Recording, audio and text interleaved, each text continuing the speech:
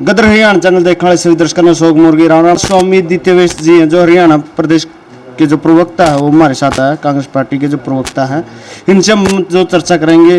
नमस्कार जी। नमस्कार मोर साहब, आपको भी और आपके सारे दर्शकों को भी। क्योंकि सबसे पहले तो आप कांग्रेस पार्टी प्रवक्ता हो, इसके नाते हमें जो कल आपकी जो हरियाणा मांगे साहब वो यात्रा थी, किस प्रकार की रही जी? अभी हरियाणा मांगे हिसाब जो है भाजपा सरकार से हरियाणा मांगे हिसाब, ये यात्रा भाई दीपेंद्र हुड्डा जी जो एक तरह से जननायक की भूमिका में है, आज उनके नेतृत्व में चल रही है। और आज जो है लगभग 10 विधानसभाएं पूरी हो जाएंगी। कल वो जींद में थे, बहुत शानदार कार्यक्रम रहा और 15 सवाल जो है वो जनता के सवाल हैं। बीजेपी से उनके जवाब मांग रहे हैं कि भाई आपने 2 करोड़ रोजगार देने की बात की थी, वो कहाँ है? आपने ये भी कहा था कि हम जो शिक्षा का स्तर बढ़ाएंगे, वो कहाँ है? आपने कहा था कि भ्रष्टाचार खत्म करेंगे, आज आपके ही जो है नेता भ्रष्टाचार में लिप्त हैं। ये ऐसे 15 मुद्दे हैं जिनके ऊपर बात जो है, सवाल जो है वो जनता बीजेपी से कर रही है। उसको लेकर के जो है भाई दीपेंद्र हुड्डा जी जा रहे हैं हर विधानसभा में, और वो 90 के 90 विधानसभाओं में जाएंगे भी। और उससे ही बौखला करके कहीं ना कहीं आज दिखाई देता है कि ये बीजेपी बौखला करके अलग अलग तरह के प्रोपेगेंडे कर रही है। चाहे सुरेंद्र पवार जी के वहाँ छापे मारने की बात हो, रावदान सिंह के ऊपर छापे मारने की बात हो, तो ये सब जो है उससे बौखलाहट में ही ये सारी बीजेपी कर रही है। क्योंकि जी स्वामी जी जो चाणे जनता है चिंता में, क्योंकि स्वामी आदित्यवेश जो है हमें पहली बार जो राजनीति में देखा, पहले भी कोई राजनीति में देख, पहली बार आया? नहीं, मैं तो सामाजिक जीवन में था और पहली बार ही मैं सीधा कांग्रेस से जुड़ करके राजनीति मैंने प्रारंभ की है। पिछले लगभग 20 साल से मैं इसी क्षेत्र में काम भी कर रहा हूँ। मैंने अपने उचाना विधानसभा में 40 से ज़्यादा गाँव में मैंने युवा संगठन बनवाए, और उन्हीं युवा संगठनों के आज लगभग 6 गाँव में सरपंच बने हुए हैं, और लगभग 25 से ज़्यादा गांव में आर्य समाजों के जो है वो संगठन काम भी कर रहे हैं। उसके अलावा भी चाहे बेटी बचाओ की बात हो, चाहे युवाओं के निर्माण की बात हो, चाहे नशे के खिलाफ आंदोलन करने की बात हो, जन चेतना यात्रा निकालने की बात हो, चाहे किसान के मुद्दे के ऊपर आंदोलन करने की बात हो, ये सभी ऐसे मोमेंट थे जिनके अंदर मैं खुद भी शामिल रहा। परंतु आज क्योंकि मुझे ये लगता है कि जहाँ से आप खड़े होकर के फैसले भी ले सकते हो, कानून भी बनवा सकते हो, आम गांव देहात समाज का भला कर सकते हो, वो राजनीतिक पायदान है। तो इसलिए मैं राजनीतिक पायदान के ऊपर खड़ा होने का प्रयास कर रहा हूँ। और पार्टी क्यों जवानी होती, कांग्रेस पार्टी क्यों जवानी होती? और भी बहुत सारी पार्टी। निश्चित तौर पे ये एक विचार की लड़ाई है। आज हमें देखना है कि कुछ लोग सत्ता में रह करके सत्ता के लिए लड़ रहे हैं, और हम सत्ता से बाहर होते हुए भी सत्य के लिए लड़ रहे हैं। जहां लड़ाई सत्य की होती है वहां खड़ा होना पड़ता है। मैं आप ये कह सकते हैं कि कांग्रेस में क्यों आए, आज सरकार बीजेपी की है। बीजेपी की सरकार में जब किसान सड़कों पर आया तो आपने देखा, आप तो किसान आंदोलन के साक्षी रहे हैं, यूट्यूबर्स ने किसान आंदोलन को जिंदा भी किया। किसानों के ऊपर लाठियां पड़ी, 736 से ज़्यादा किसान जो है शहीद हो गए। और देश के हुक्मरान कोई भी बड़ा नेता जो है एक शब्द मुंह से नहीं निकालता है। अमेरिका में जो है किसी का कुत्ता मर जाए तो नरेंद्र मोदी जी बोल देते हैं कि बहुत कष्टदायक बात है।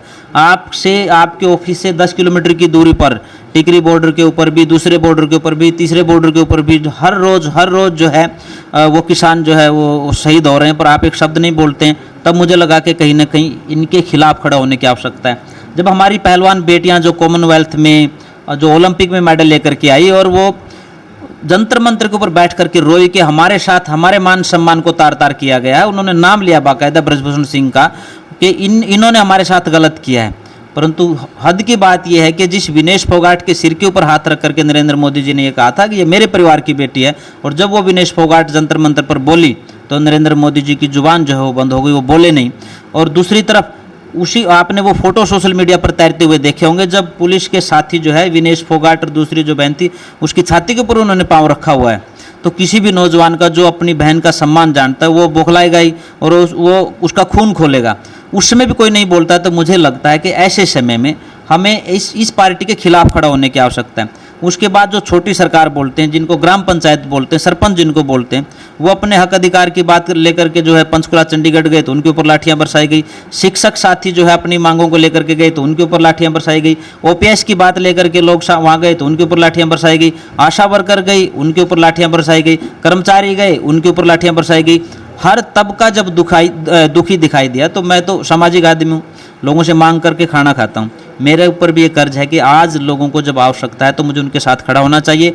और वैचारिक दृष्टि से, क्योंकि कांग्रेस जो है वो सांप्रदायिकता की राजनीति नहीं करती, वो जातिवाद की राजनीति नहीं करती, वो भाषा और क्षेत्रवाद की राजनीति नहीं करती, इसलिए मैं इधर आया। उधर बीजेपी आप अभी जो चल रहा है उत्तर प्रदेश के अंदर जो है वो सांप्रदायिकता फैलाने का एक उनका प्रोपेगेंडा है, एजेंडा है।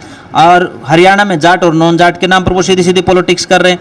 तो उधर और इधर विचार में काफ़ी अंतर था, इसलिए मैं जो है कांग्रेस में आया। क्योंकि जी स्वामी जीव चाणा की बात करें, क्योंकि जो कांग्रेस पार्टी को लेकर बहुत सारे कैंडिडेट दावेदार हैं और उसमें दौड़ में आप भी हैं। बात यह है कि जहाँ जीत दिखाई देती है ना, निश्चित तौर पे वहाँ कैंडिडेट भी ज़्यादा हो भी जाते हैं। और दूसरा क्या है कि एक रोष है लोगों में बीजेपी के प्रति, जेजेपी के प्रति, इनेलो के प्रति कि भाई ये जो है इन्होंने लूट खसोट का काम किया बहुत, पिछले लगभग 10 साल से इन्होंने जो है इस हरियाणा को गर्त में ले जाने का काम किया है। जो हरियाणा जो शिक्षा के क्षेत्र में नंबर 1 होता था वो बैक चला गया, जो स्वास्थ्य के क्षेत्र में नंबर 1 होता था वो बैक चला गया, जहाँ प्रति व्यक्ति आय जो है वो सबसे ज़्यादा होती थी वो कहीं ना कहीं डाउन चली गई।